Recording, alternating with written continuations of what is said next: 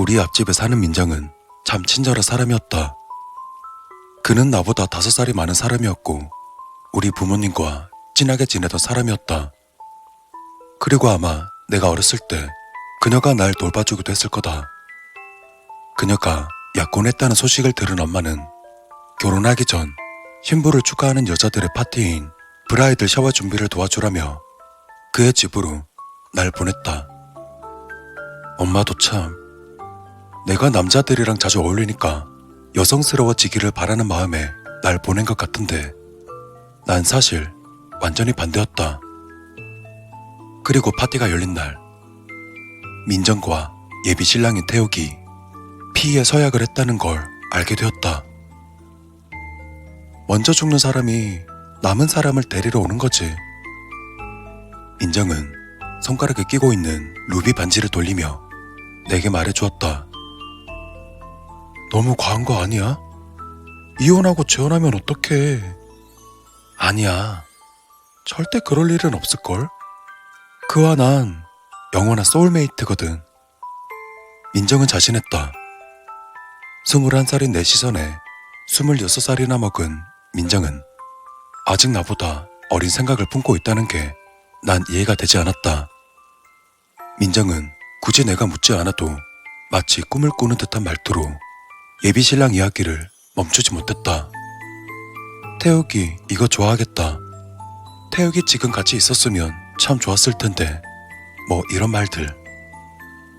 그런 민정의 순수한 말을 듣고 있자니 소울메이트라는 게 진짜 존재하고 정말 사랑하는 사람은 죽음까지 따라가게 할 수 있다는 걸 믿을 것만 같았다. 민정의 친구까지 모여서 함께 즐거운 시간을 보냈다.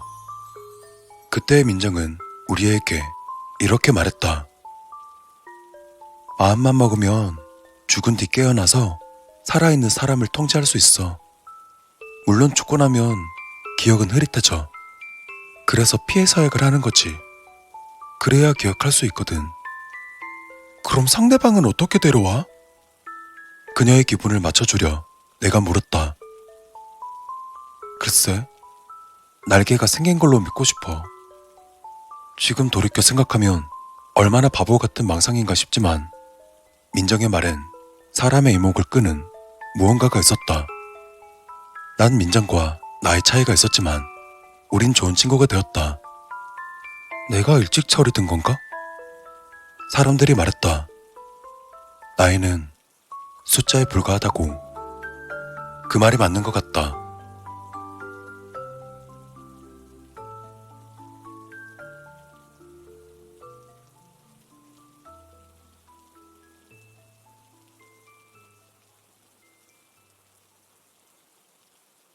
당시에 난 대학생이었지만 부모님과 살고 있어 굳이 일을 하지 않았었고 친구들에 비해서 시간이 많았었다. 그래서 당시에 난 민정이 드레스 피팅이나 케이크 테이스팅 같은 결혼식 준비 과정을 도와주게 되었다. 민정은 앞으로 열리게 될 결혼식이 긴장되지도 않는지 마냥 즐거워하기만 했다. 그저 백마탄 왕자와 결혼한다는 사실에 심취해서 최대한 빠르게 결혼을 치르고 싶어하는 마음뿐이었다.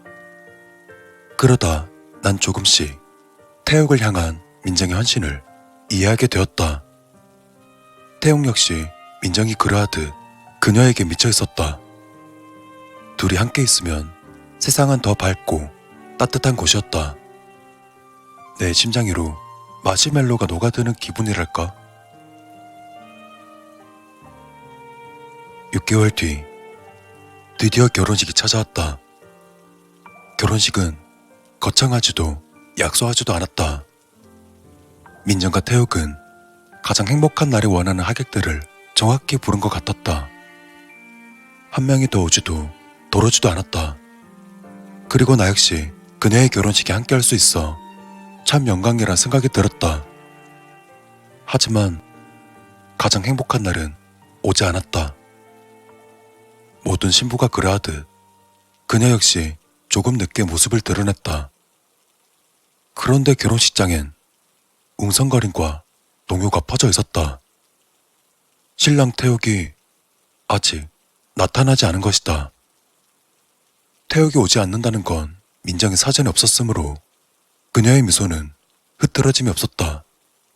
하지만 민정이 불안해한다는 건 알 수 있었다. 들러리를 선 민정의 절친이자 고등학교 동창 2명이 태욱의 행방을 확인하려 전화를 돌리기 시작했다. 하지만 태욱의 부모님은 결혼식장에 있었다. 민정의 절친 둘은 태욱의 부모에게 둘째 아들이 태욱을 태워서 와야 하는데 아직 오지 않았다는 사실을 전했다. 그리고 곧이어 도착한 끔찍한 뉴스에 모든 사람이 민정을 다독이며 연약한 그녀의 마음을 지켜주려 했지만 이미 민정의 심장은 산산이 조각나고 갈갈이 찢겨졌다.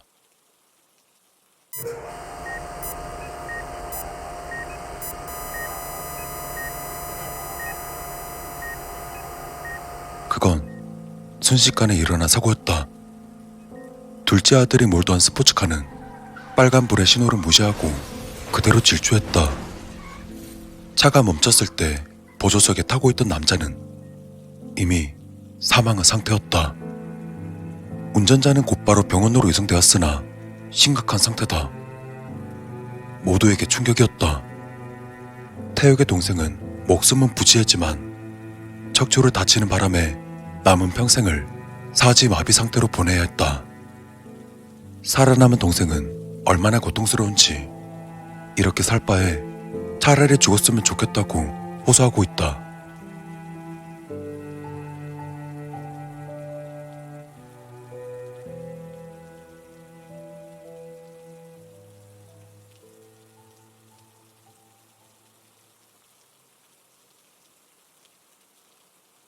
시작하지도 못한 결혼식이 끝난 뒤 태욱의 아버지는 신혼집으로 사게 된 집을 처분했고 다시금 민정은 본가에서 지내게 되었다.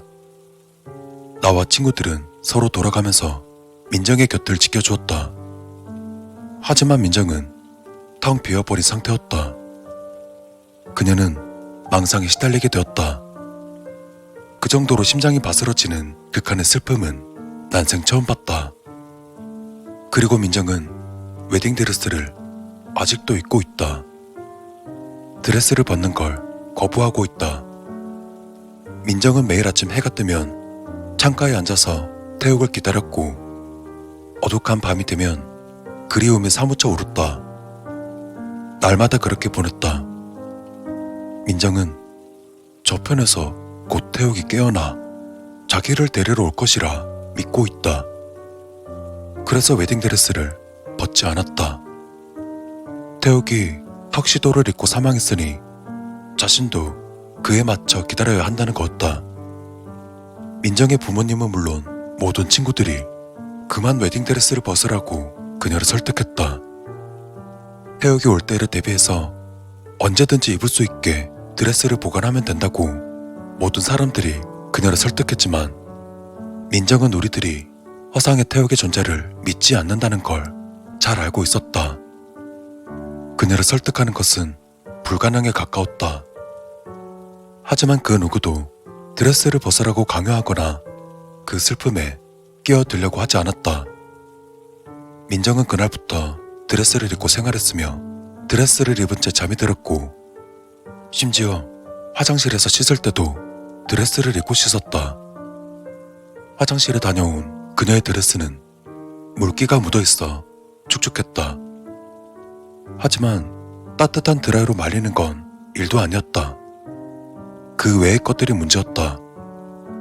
한때는 아름다웠던 드레스의 장식과 실크가 더럽게 해지고 악취를 풍겼다. 하지만 여전히 민정은 드레스 벗기를 거부했다. 만약 드레스를 벗게 된다면 민정을 찾아온 태욱이 자신을 알아보지 못할 거로 믿었다. 일주일에 3번씩 상담 치료를 받는 민정이었지만 그녀의 마음을 돌리는 건 불가능에 가까웠다. 전혀 차도가 보이지 않았다. 민정의 슬픔과 트라우마는 점점 깊어졌고 하나의 정신병으로 자리 잡고 있었다. 그러다 민정은 언젠가부터 태욱과 대화를 주고받았고 우리에게 태욱이가 근처까지 왔다며 그가 느껴진다고 했다. 날개를 단 지 얼마 되지 않아서 하늘을 나는 게 힘이 들어 오래 걸린 거라면서.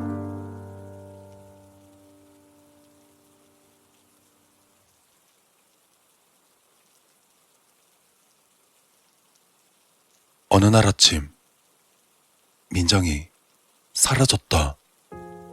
어느 누구도 그녀가 떠나는 것을 보지 못했고 어떤 누구도 그녀를 다시 보지 못했다. 그러다 우리들은 무언가를 찾아냈다. 집 뒤편 수풀에 있는 민정의 더러운 웨딩드레스였다. 근데 그 웨딩드레스는 등 부분에 커다란 구멍 2개가 난 것이 마치 날개 구멍처럼 보였다. 드레스를 찾은 뒤 민정을 아꼈던 모두니까 안도했다. 드레스를 보게 된 민정의 부모님은 태욱이가 민정을 데리러 왔다고 그렇게 믿었다.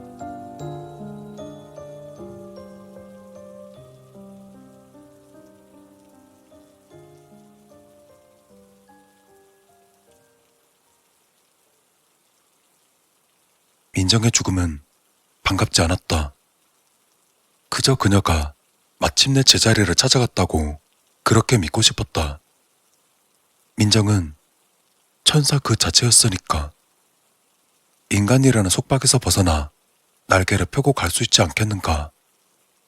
그녀의 가족은 그녀를 위해서 아름다운 장례식을 열었고 우리 모두 천천히 일상으로 돌아갔다. 그럼 나는 어떤 사람일까? 난 그녀의 초자연적인 현상을 믿는 사람일까? 혹은 믿지 못하는 사람일까? 나에겐 애초에 선택권이라는 게 없었기 때문에 쓴웃음만 나온다. 난 지난 시간 민정을 곁에서 가장 많이 지켜본 사람이었다. 때문에 욕조에 죽어있는 민정을 처음 발견한 사람도 나였다. 민정의 시신을 숨기고 처리하는 게 살면서 했던 것 중 가장 어려운 일이었다.